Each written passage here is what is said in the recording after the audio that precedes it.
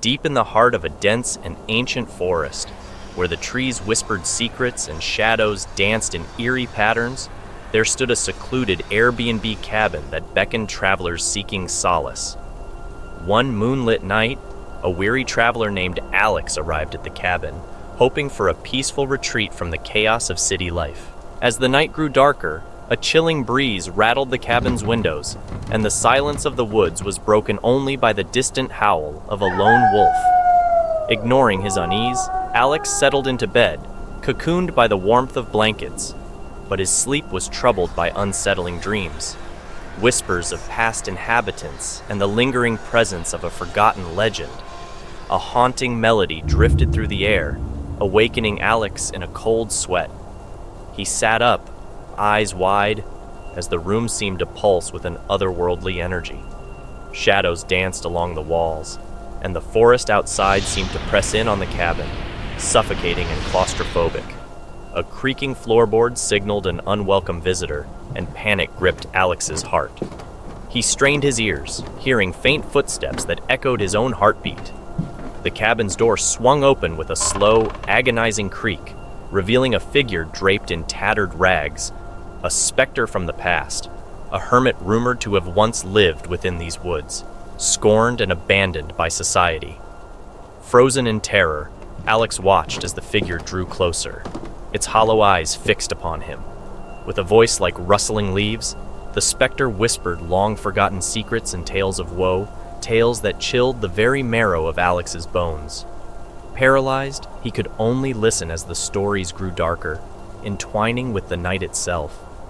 In a desperate bid to escape, Alex lunged for the door, stumbling into the moonlit forest. The trees seemed to reach out with gnarled fingers, their branches scratching and clawing at his flesh. The haunting melody grew louder, filling the air with its mournful refrain. As dawn broke, the specter retreated, leaving Alex disheveled and shaken on the forest floor.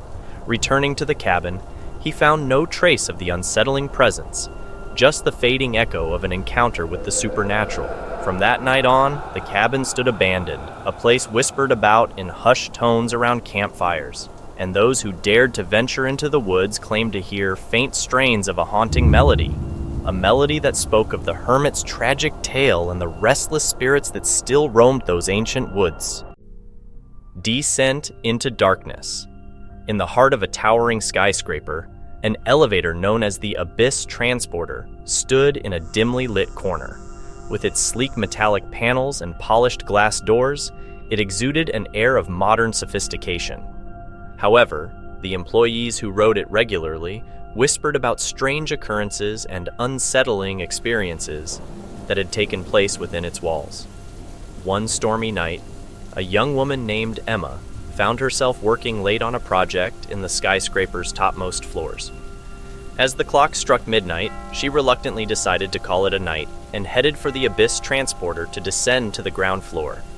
She stepped into the elevator, the doors closing with a soft hiss behind her.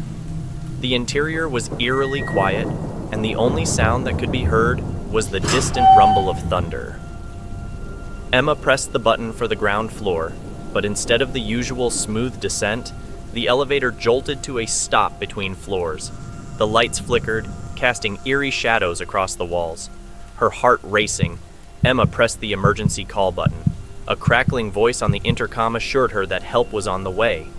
As she waited in the confined space, the elevator seemed to take on a life of its own. The numbers on the display panel began to glitch, flashing random digits before settling on a floor number that didn't exist. Suddenly, the lights went out completely, plunging Emma into darkness. Panic welled up within her, and she fumbled for her phone to use its flashlight. The narrow beam of light revealed the walls of the elevator, seemingly pulsating with a faint, otherworldly glow. A soft, rhythmic tapping echoed through the silence, coming from somewhere outside the elevator. Emma's breathing quickened as she realized that the tapping was Morse code. With trembling hands, she deciphered the message. "They're watching!" Her heart pounded in her chest as a cold sweat coated her skin. She pressed herself against the elevator wall, her mind racing with thoughts of unseen eyes observing her every move. Just as despair began to set in, the elevator jolted back to life. The lights flickered back on, revealing the familiar interior. The display panel indicated that the elevator was descending, but Emma couldn't shake off the feeling that something had changed. The floors she passed seemed to blur together, and the atmosphere grew oppressively tense. The elevator finally came to a stop, its doors opening to reveal a scene that sent chills down Emma's spine. Instead of the sleek lobby of the skyscraper, she found herself in a dimly lit corridor lined with faded wallpaper peeling from the walls. The air was heavy with a musty smell, and an eerie silence hung in the air. With her heart pounding, Emma cautiously stepped out of the elevator and explored the corridor. The flickering lights barely illuminated the path ahead, and the sound of distant whispers seemed to grow louder with each step she took.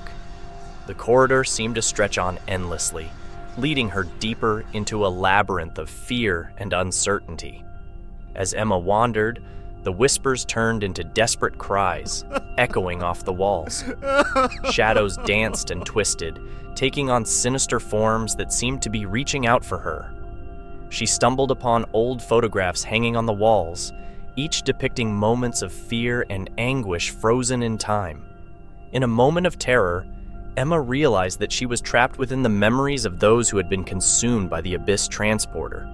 She was living their fears, experiencing their torment. Desperation pushed her onward, driving her to run through the corridor, her own screams joining the cacophony of voices around her.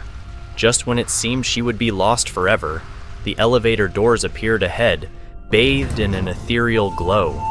Emma rushed toward them and stepped inside, the doors closing behind her.